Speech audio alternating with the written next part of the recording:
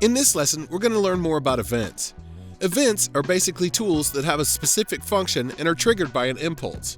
Some events can be used for multiple purposes, and some are only used with certain objects. We begin by looking at the events that affect the bike and rider.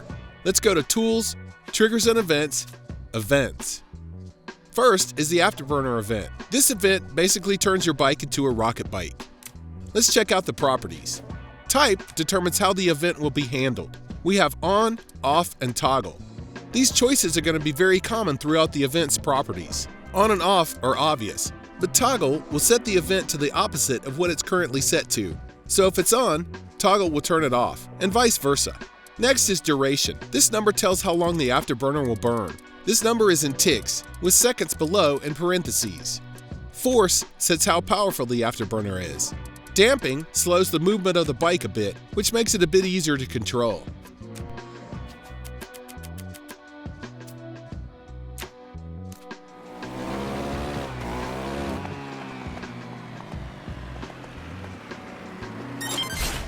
Effects visible hides the visual effects, but you still get the results. Select Event Filter is where you would continue the impulse to other events and filters you wanted to use. Every event has this option. Extract Function is where you could combine logic components together to create a function. Next is the Bike Control event. This event lets you automatically control the properties of the bike and rider. Let's check out the Properties menu. Type determines what aspect of the bike or rider you are controlling. The value is tied to which type you use. For gas and brake, it sets how much gas or how hard the brakes are applied. Lean sets how far the rider will lean in either direction. A positive value leans forward and a negative value leans back. Remember, for events to work, they need an impulse. But for bike gas, bike brake, and lean to work, they need an impulse each frame. As long as the event gets an impulse, it will work. Once the impulse is stopped, it will stop controlling the bike. Bailout makes the rider bail out and has no value. Bailout needs only one impulse to work. Now let's look at the Bike Part Detach event. This event is used for exactly what it says, detach parts of the bike. Now let's have a look at the properties. Select Bike Parts gives you a cursor to select the bike parts you want to detach. You can choose as many parts as you wish, one part or the whole bike.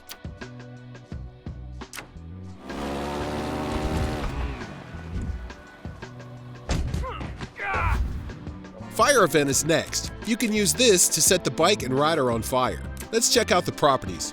First, we have two checkboxes, bike and rider. This determines which one will be set on fire.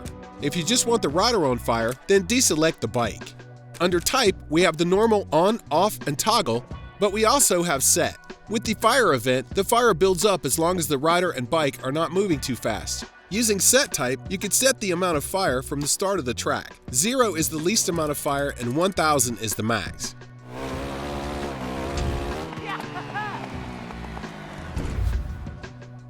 The last event specifically tied to the bike and rider is player event. This event gives you the power to make the player do a few different things. Once again, let's go to the properties. Type determines what action you will make the rider perform. These first two, unconscious and detach, both cause the rider to let go of the bike. Unconscious causes the rider to go completely ragdoll.